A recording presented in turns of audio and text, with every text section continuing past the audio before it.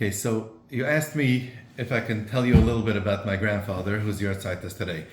Um, it's very difficult. It's a very difficult task because there's no telling you a little bit about my grandfather. My grandfather was many people in one, um, and it's not reasonable just to say a little bit because you can't just say a little bit about a person that was a big person like him. So there were three different people within him. First of all, he was my Zayda, he was my grandfather, he was the grandfather of my kids, who we loved, and we loved to be around him. And in turn, he loved to be around us.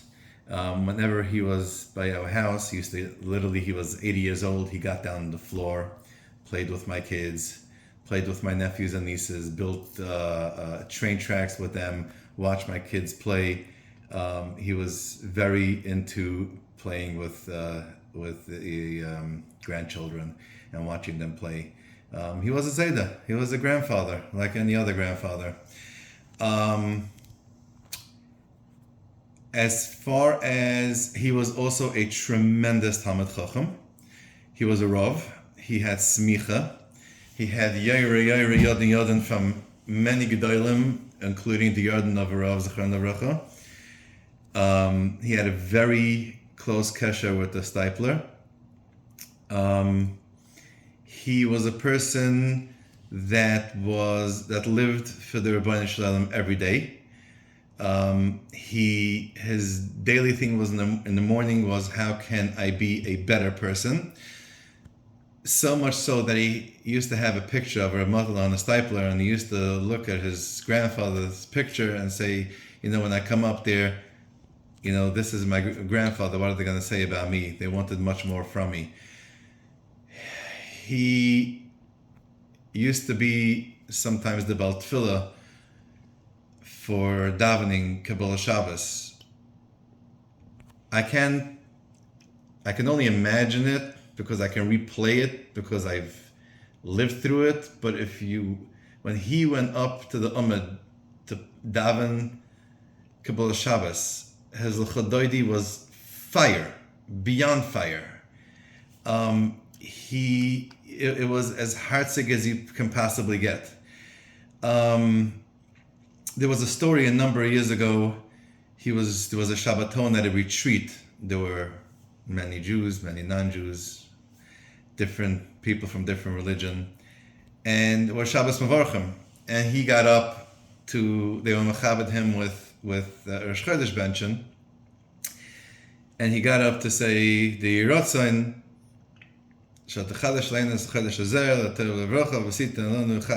so on and so forth. And he was crying, literally pouring out his heart. And somebody over there said, I don't understand. The man is 85 years old. All these things that are being said in the Yahrtzeit probably was gifted to him already. Like, what's he crying and asking for?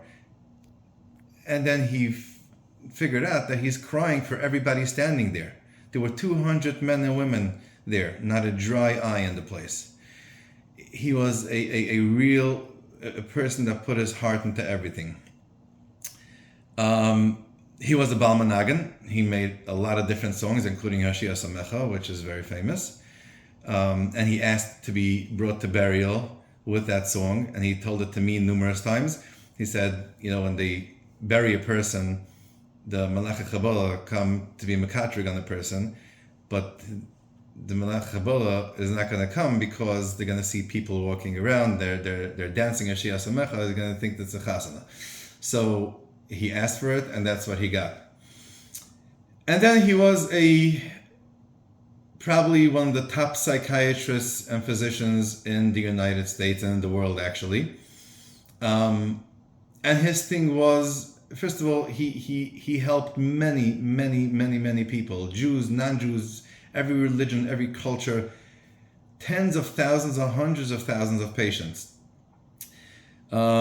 He founded Gateway Rehabilitation Center in the 1970s, which by now has many more branches all over the world. And his thing was he never saw the negative of a person, only saw the positive. In the 1990s, he opened a rehab center in Eretz Yisrael called Shar HaTikva. And he used to go to the jail and take out ex-cons and, alcoholics, drugs, whatever, and bring them to the facility for them to become better. And not only that, but he also brought in their spouses so that they can work through and see the treatment that their spouse is going through. So story has it that when he opened, he had his first group and he was talking to the patients, and of course his topic was, as always, self-esteem. And there was a guy by the name of Avi who was in jail multiple times, and Avi got up and said, "Doctor, why are you talking to us about self-esteem? Do you know who I am? I've been in jail numerous times. My family wants me dead. They don't want to have anything to do with me. I'll come out of jail, nobody's going to give me a job because of my history. Talk about a different subject." And my grandfather looked at him and said, "Avi, let me ask you a question.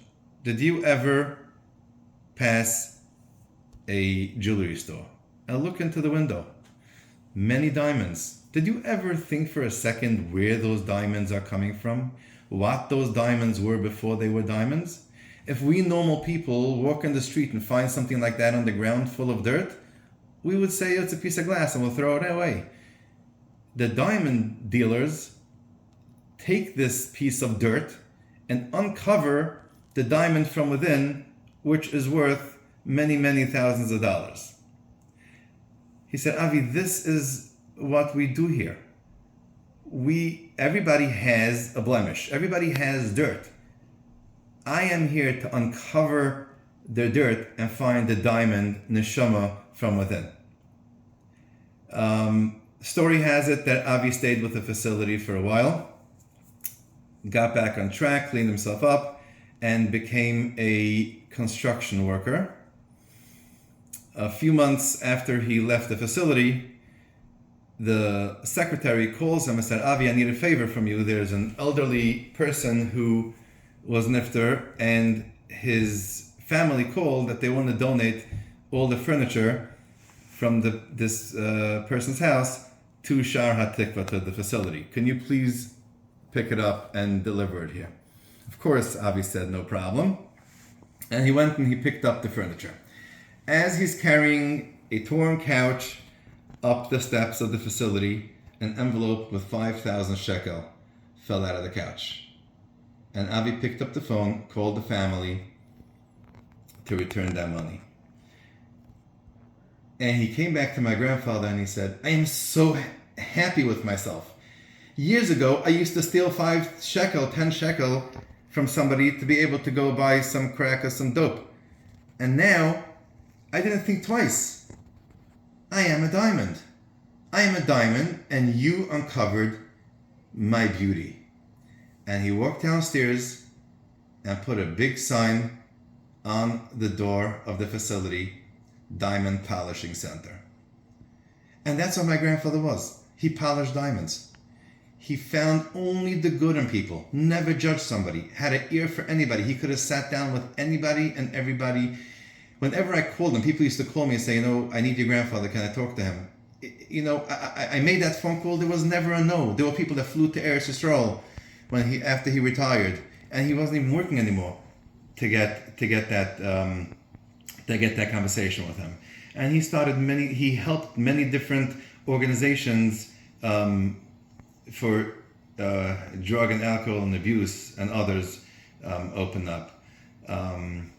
So that's who he was. So what we can all do in this day, the day of his Yahrtzeit, is first of all look into ourselves. And if we ever have a negativity about ourselves, it's just the dirt. Let's uncover the dirt. Let's take off the dirt and uncover the diamond within ourselves. As well as if you see another person, let's not judge another person. Let's look beyond the dirt and uncover their diamonds. Yehei Zichrei Baruch.